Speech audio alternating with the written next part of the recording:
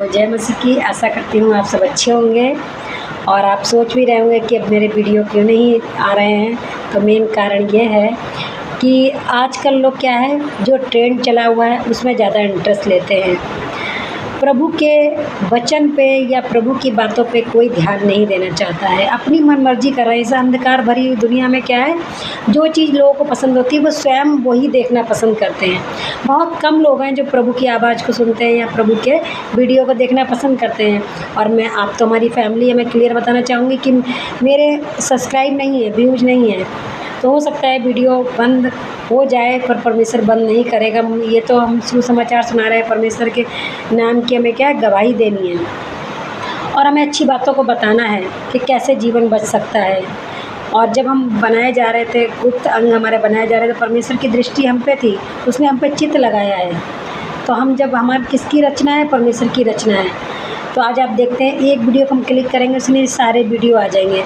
तो मनुष्य खराब नहीं है, मनुष्य को शैतान पूरी तरह से भरमा रहा है और वो नहीं चाहता कि परमेश्वर की आवाज़ को या परमेश्वर की बातों को कोई सुनने पाए। मुझे कोई फ़र्क नहीं पड़ता है, कोई यह सब्सक्राइब नहीं बढ़े हैं या व्यूज़ नहीं बढ़े हैं, कोई मुझे वो नहीं है कि परमेश्वर है जो टॉप लेवल पर ले जाने वाला परमेश्वर है। और हमें क्या देखना है, क्या सुनना है, ये भी हमारे आत्मिक जीवन पे या हमारे शारीरिक जीवन पे बहुत प्रभाव डालता है। आप देखते हैं नाना प्रकार के लोग, जिसकी जो मर्ज़ी होती है वो अपनी मर्ज़ी से सब कुछ कर रहा है, उस परमेश्वर को भूल गया जिस परमेश्वर ने उसकी रचना की है। तो कुछ मसीह लोग होंगे जो वीडियो को देखते हैं, तो इस कारण मैं वीडियो को नहीं डाली। पर परमेश्वर ने मेरे मन में डाला कि कोई बात नहीं, अगर चैनल बंद होना होगा तो हो जाएगा, पर परमेश्वर के सुसमाचार को रोकना नहीं है, बातों को बताना है, फैलाना है। यही तो हम चलती फिरती पत्री हैं, यही तो हम बाइबल हैं, परमेश्वर के बारे में बता रहे हैं, सिखा रहे हैं। तो कोई बात नहीं, प्रभु जो है, अगर जो लोग वीडियो देख रहे हैं उनको बहुत आशीष दें। और आज मैं आपको एक कहानी सुनाने जा रही हूँ, और वो कहानी क्या है, दो बेटों के बारे में कहानी है। तो कहानी इस प्रकार है कि दो उड़ाऊ, जो मेरा मेन टाइटल है ना, वो दो उड़ाऊ पुत्र का दृष्टांत है। तो दो बेटे होते हैं परिवार में और एक पापा होते हैं। छोटी सी फैमिली होती है, दो बेटे होते हैं, एक पापा होते हैं, एक बड़ा बेटा होता है, एक छोटा बेटा होता है। क्या होता है कि ये आप देख सकते हैं, बाइबल में है, मैं बाइबल से ही बता रही हूँ। तो उसमें क्या है, लूका अध्याय में आप देख सकते हैं, 15 अध्याय में 11 से आप उन आयतों को पढ़ सकते हैं। पर मैं आपको कहानी बता रही हूँ कि कहानी इस प्रकार है कि छोटे बेटे ने एक दिन अपने पिता से कहा कि हे पिता, मुझे अपनी संपत्ति में से जो मेरा भाग है वो मुझे दे दे। तो ये विचार उसके मन में आ गए। आज जैसे लोग विचार आते हैं ना मन में सभी बच्चों के, कि पिता मेरा बंटवारा कर दीजिए, मैं अलग होना चाहता हूँ संपत्ति। आज भी ऐसा हो रहा है, हकीकत में हो रहा है। और उसने कहा मुझे जो मेरा भाग है वो दे दीजिए। और जब उसने सब कुछ दे दिया, पिता ने, जैसे छोटे बेटे ने कहा, पिता बहुत प्रेम करता, जैसे यीशु मसीह से बेहद प्रेम करता है, ऐसे वो पिता बहुत प्रेम करता था छोटे बेटे से। बड़ा बेटा कुछ नहीं बोला, अच्छे से रह रहा है देखो अभी भी। पर छोटे बेटे ने क्या, परमेश्वर से बेहद प्रेम करता है और पिता ने उसकी इच्छा को पूरा किया। इच्छा यही थी कि सारा संपत्ति मुझे दे दो, और उसने उसका भाग को दे दिया। वो क्या करता है, वो वहाँ से निकल जाता है, सारी संपत्ति पैसा को लेकर वो निकल जाता है। और वो ऐसी जगह पे जाता है, जब सब कुछ वहाँ पे क्या है, ऐसी जगह पे जाता है जहाँ पे अकाल पड़ जाता है। और जब अकाल पड़ जाता है और बहुत संपत्ति क्या है, वो गलत कामों में खर्च कर देता है। जैसे वेश्यावृत्ति में उड़ाता है, बेविचार में भी उड़ा देता है, नशे में उड़ा देता है, पाप में, बुराई में, दोस्तों के साथ संगति, बुरी संगति करता है। और सारे पैसों को आजकल जैसे जुआ, सट्टा, ये वो पता नहीं नाना प्रकार के चीज़ें हैं, नशा है, वह सब ये ट्रेंड लोग समझ रहे हैं। पर अब कहानी में आप देखना कि क्या है कहानी का एंड। उसमें यही होता है कि उसने क्या करा, ये सब पूरी अय्याशी करी, अपनी मनमर्जी करी। अब क्या है, उसको पिता का भी ध्यान नहीं आ रहा, ना बड़े भाई का ध्यान आ रहा है। वो तो अपनी अय्याशी में खुश है। कब तक, जब पैसा है। और लोग सोचते हैं पैसा ही हमारे लिए सब कुछ है, पैसे से पावर है। पर पैसा ही सब कुछ नहीं है। जब जाएंगे तो हमारा न्याय होगा, पैसा सब कुछ यहीं रह जाएगा, कुछ नहीं जाना है, खाली आता है, खाली आ जाना है। आज लोग सोचते हैं एक के 2 बन जाए, 2 के 4 बन जाए, 4 के 8 बन जाए। तो लोग जो है कमाने की जरिए में लगे पड़े हैं, कैसे होगा, डबल कैसे होगा, ट्रिपल कैसे होगा। पर क्या है, जब एक समय होता है, एक लिमिट होती है कि ऊपर वाला रंक को राजा बना दे और राजा को रंक बना दे। ये आप भी जानते हैं और मैं भी जानती हूँ। जब वो बेटा क्या हुआ, सारी संपत्ति जब खर्च होगी तो फिर क्या करेगा, आप ही सोचिए। उस देश में तो अकाल है, अब वो कहाँ से खाएगा। तो ऐसा हुआ कि जब उसको कुछ खाने को किसी ने नहीं दिया और उसको खाना भी नहीं मिला, तो वो देखता है सूअरों का जो झुंड होता है, आप जानते कितनी बुरी मतलब ये बात है कि जो सूअर लोग खा रहे हैं वो उसमें बीन कर कचरे में से वो खा रहा है, गंदगी को खा रहा है, इतना वो हो जाता है अपने जीवन में।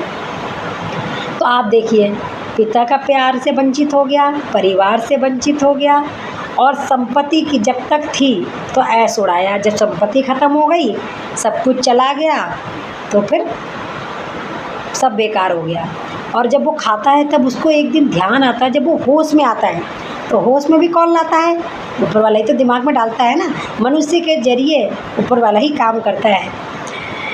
हमें क्या है, एक दृश्य है, एक अदृश्य है। तो अदृश्य कौन है, जैसा परमेश्वर में नहीं दिख रहा है, पर वो दृश्य है। वो कामों को प्रकट करता है लोगों के अंदर से रहकर, और वो सोचों में भी, विचारों में भी डाल देता है।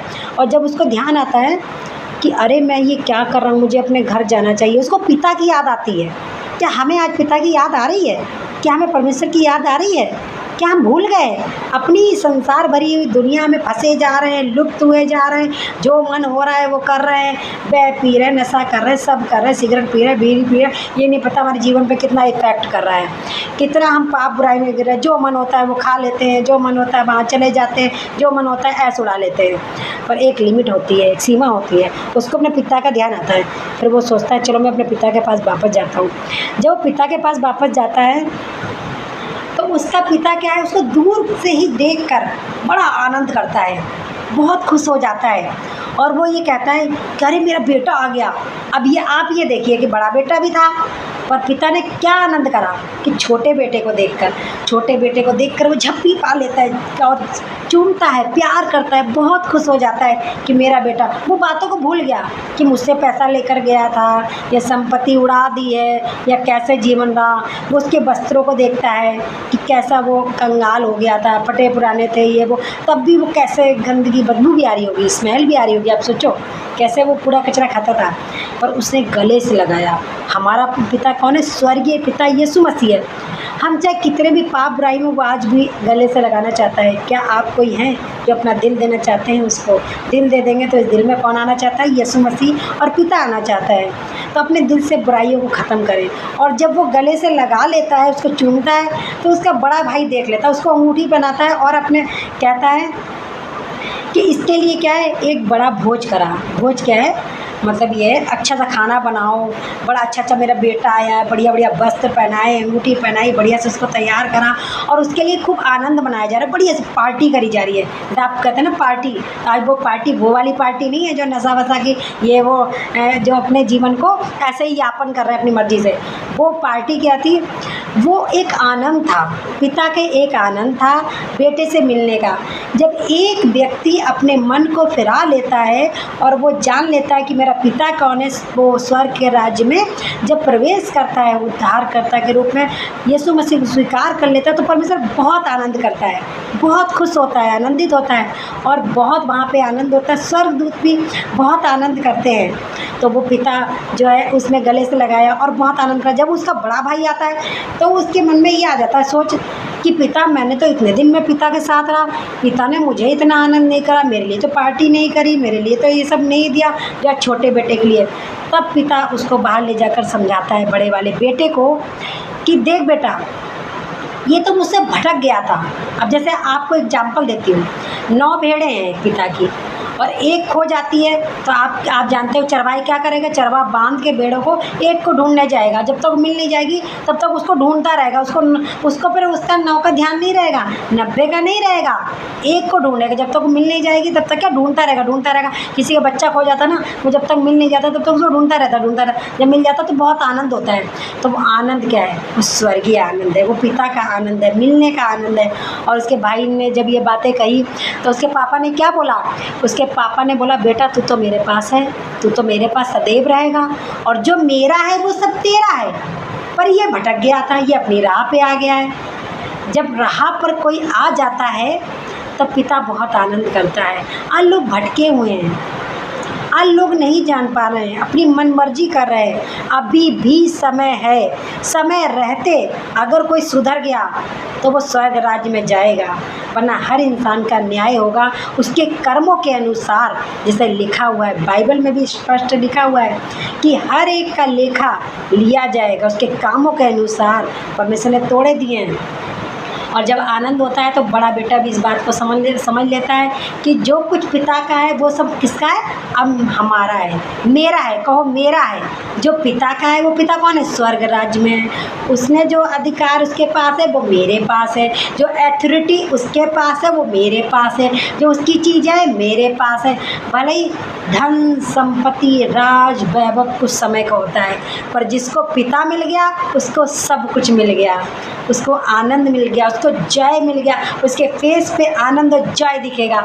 अगर क्या है, अगर हम पिता के पास बने रहेंगे तो पिता हमें वो सब कुछ देगा जो पिता के पास है। अगर हम मनमानी करेंगे तो अभी भी आपका खुद का स्वयं का डिसीजन है कि आप इस कहानी से क्या समझे और क्या सीखे, वो आपका खुद का डिसीजन है, आप कहाँ जाएंगे।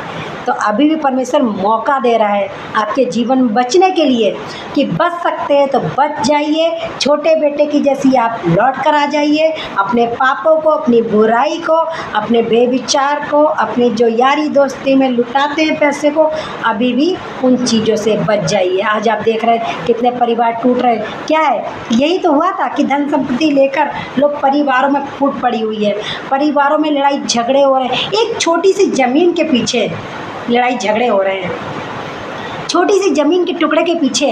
पर इंसान ये नहीं सोच रहा है कि वो कौन करवा रहा है, वो शैतान करवा रहा है। शैतान एकता नहीं चाहता है, परिवार में एकता हो, फूट पड़ जाएगी। बहन भाई के विरोध में, भाई बहन के विरोध में, परिवार बेटा माँ के विरोध में और माँ बहू के विरोध में। आप देख रहे हैं जो हो रहा है, ये हकीकत है, ये सत्य है। कैन ने हाबिल को हत्या कर दिया, बाइबल बताती है। तो ये शुरू से ही चला आ रहा है। पर इस पाप से बचने के लिए एक का दामन को पकड़ ले, एक के हाथों को पकड़ ले, वो है स्वर्गीय पिता यीशु मसीह। और आज आप देखते हैं कि इतना लोग छोटी छोटी ज़मीनों के पीछे क्या हत्याएं कर देते हैं, मर्डर कर देते हैं। परिवार में कौन करवा रहा है, शैतान करवाता है। यूनिटी नहीं है, एकता नहीं है। तो उस परमेश्वर से अगर प्रेम करेंगे तो सब कुछ वो मिलेगा जो पिता के पास है।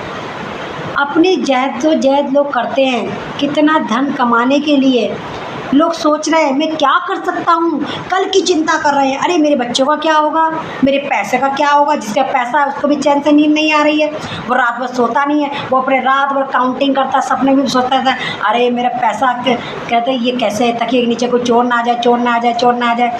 और जिसके पास नहीं है वो सोचता कैसे डबल ट्रिपल होगा, वो ये सोच रहा है। मारा मारी भागम भारी इस दुनिया में अपने जीवन को बिता रहे हैं, पर क्या सत्य को नहीं जान रहे। सत्य को जानोगे तो सत्य तुम्हें स्वतंत्र और आज़ाद कर देगा, और सत्य है यीशु मसीह। तो उसको अगर अपनाएंगे तो सब कुछ मिल जाएगा। तो आज भी समय है, क्या आप उस उड़ाऊ पुत्र की जैसी, छोटे बेटे की जैसी आप वापस आना चाहते हैं, अपने जीवन से अपनी बातों को फिरना चाहते हैं, मन को फिराना चाहते हैं। स्वर्ग का राज्य निकट है, क्योंकि अपने मन को फिराना है। और जब फिराना है तो अनंतकालीन जीवन उसी का है जो मन को फिराएगा और जो यीशु मसीह को उद्धारकर्ता के रूप में स्वीकार करेगा। उद्धारकर्ता यही है कि वो उद्धार करने आया, वो हमारे लिए बलिदान हो गया। वो मेमना, वो यीशु मसीह एक मेमने के समान बलिदान हो गया, उसने हमारे लिए क्रूस पे बलिदान हो गया। अब हो सकता है कुछ लोग ये भी कहेंगे कि कहानी में तो ये कहानी थी और ये बाइबल पे आधारित थी। तो बाइबल पे आधारित ही कहानी मैं आपको सुना रही हूँ कि बाइबल में पूरे जीवन के बारे में बताया गया है, कैसे जीवन को यापन करना है, कैसे रहना है, किस इस अंधकार भरी हुई दुनिया में कैसे हमें जीना है अपने जीवन को। तो जीवन चरित्र बहुत मायने रखता है प्रभु के लिए।